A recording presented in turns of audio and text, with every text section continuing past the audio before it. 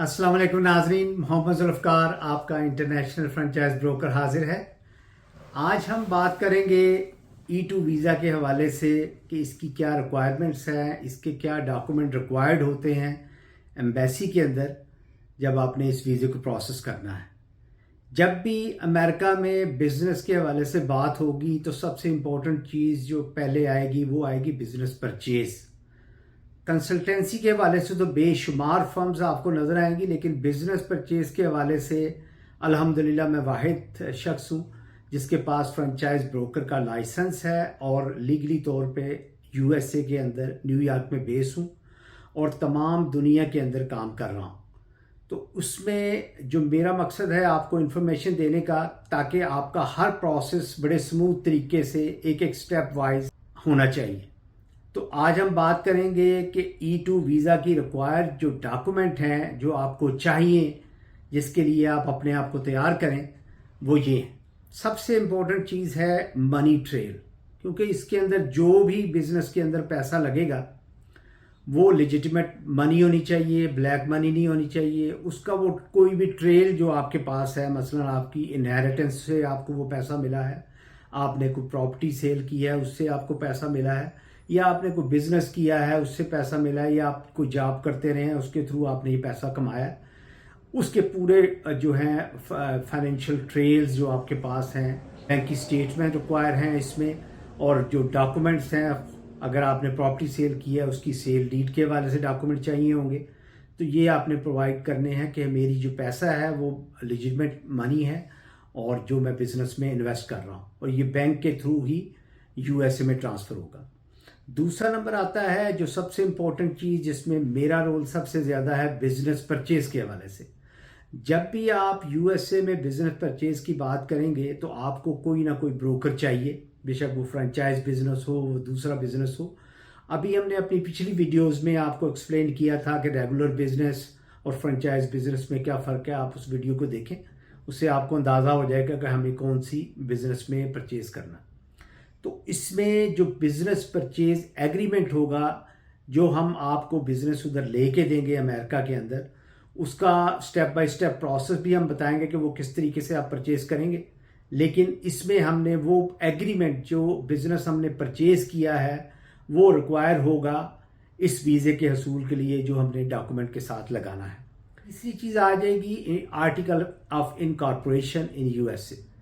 आपने ये डिसाइड करना है कि आपने किस स्टेट में बिज़नेस लेना है, किस शहर में बिज़नेस लेना है, और वहाँ का ज़िप कोड क्या है, ताकि उस हवाले से आपकी फर्म की इनकॉर्पोरेशन वहाँ पे रजिस्टर्ड होगी उस स्टेट के अंदर।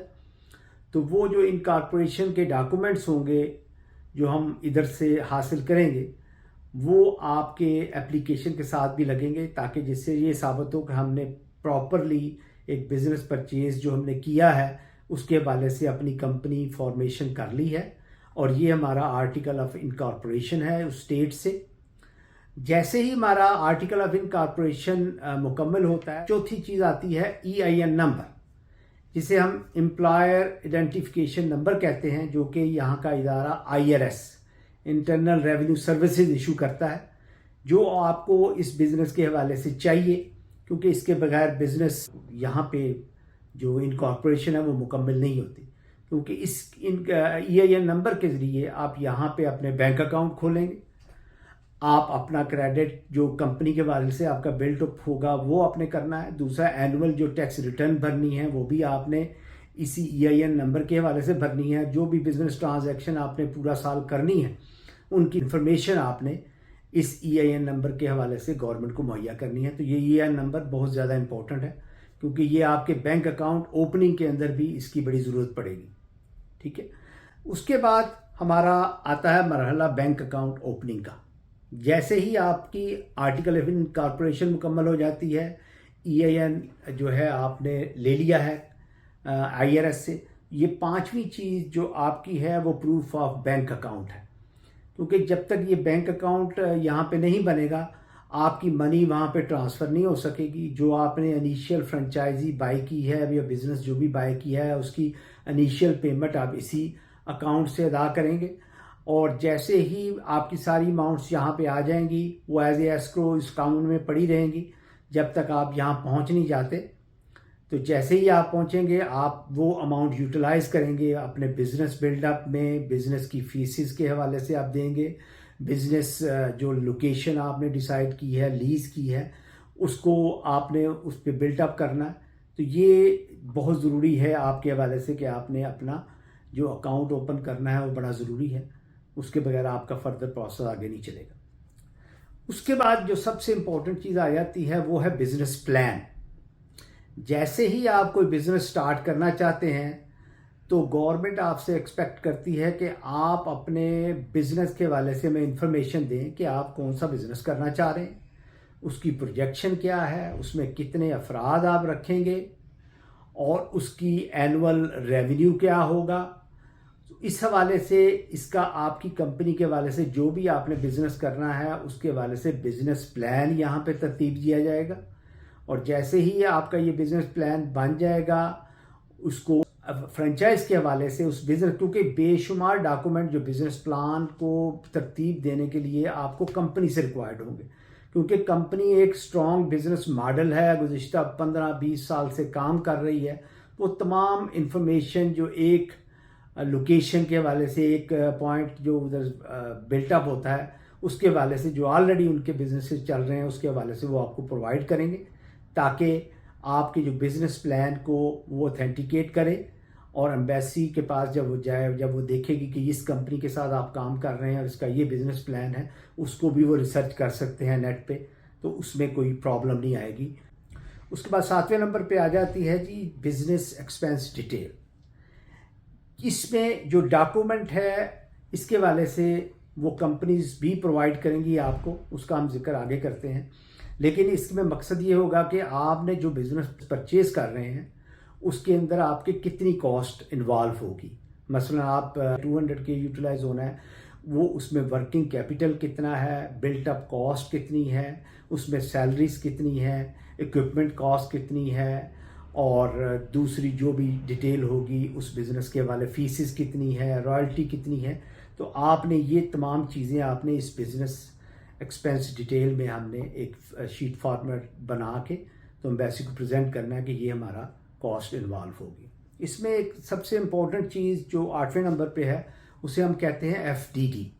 एफडीडी का मतलब है फ्रेंचाइज डॉक्यूमेंट डिस्क्लोजर। जैसे ही कोई आप ऑर्गेनाइजेशन वहाँ पे परचेज़ करना चाहते हैं, फ्रेंचाइज परचेज़ करना चाहते हैं किसी भी फ्रेंचाइजी कंपनी से जो कि 6000 से ज़्यादा है, तो उसकी हर एक कंपनी की अपनी एफडीडी, वो आपको वो एफडीडी मुहैया करेंगे। उसमें तमाम रेगुलेशन जो हैं स्टेट्स की, फेडरल की, ये तकरीबन कोई 200-300 सफ़ात के करीब एक डॉक्यूमेंट होता है जिसमें तमाम स्टेट की रेगुलेशन का जिक्र किया जाता है, कंपनी की रेगुलेशन का जिक्र किया जाता है, और जो फेडरली आप किस तरह बाउंड हैं और स्टेट पॉइंट ऑफ व्यू से आप किस तरह बाउंड, क्योंकि स्टेट बहुत ज़्यादा कंसर्न है अपने शहरियों के हवाले से कि उनके साथ किसी किस्म की चीटिंग ना हो। तो वो बहुत ज़्यादा उनके सख्त लॉ हैं फ्रेंचाइज कंपनियों के साथ कि आप कोई भी एग्रीमेंट अगर किसी फ्रेंचाइजी के साथ करते हैं तो आपको ये एफडीडी डॉक्यूमेंट जो है वो देना पड़ेगा, जिसमें ये तमाम डिटेल शामिल होगी जो मैंने अभी आपको बताई है। तो ये एक डॉक्यूमेंट जो है ये जैसे ही बनेगा ये हमने उधर प्रोवाइड करना है। उसके बाद चीज़ें आ जाएंगी कुछ पर्सनल जो आपने मुहैया करनी है। उसमें 9वें नंबर पे आ जाता है पासपोर्ट। उसमें आपने अपना पासपोर्ट, अपनी वाइफ का पासपोर्ट, अपने बच्चों का पासपोर्ट जो कि 21 साल से कम है। आपको मैंने बताया था कि 21 साल से ज़्यादा जो उम्र के बच्चे हैं वो इस वीज़े के तहत एज ए डिपेंडेंट नहीं आ सकते, तो उसमें आपने ये अपना पासपोर्ट मुहैया करने हैं। दूसरा ये है कि आपने अपना मैरिज सर्टिफिकेट देना है जिससे पता लगे कि हाँ जी ये जो आपकी स्पाउस हैं ये आपसे शादीशुदा हैं। तो ये एक डॉक्यूमेंट हमें चाहिए होगा मैरिज सर्टिफिकेट के हवाले से। उसके बाद एक डॉक्यूमेंट आता है 11वें नंबर पे, बर्थ सर्टिफिकेट्स आते हैं जो कि बच्चों के हवाले से हैं, आपके हवाले से भी हैं और आपकी वाइफ के हवाले से भी हैं, जिसमें ये तमाम इन्फॉर्मेशन होती है कि ये फैमिली एक जो है ये इनके वालिद हैं, ये वालिदा है।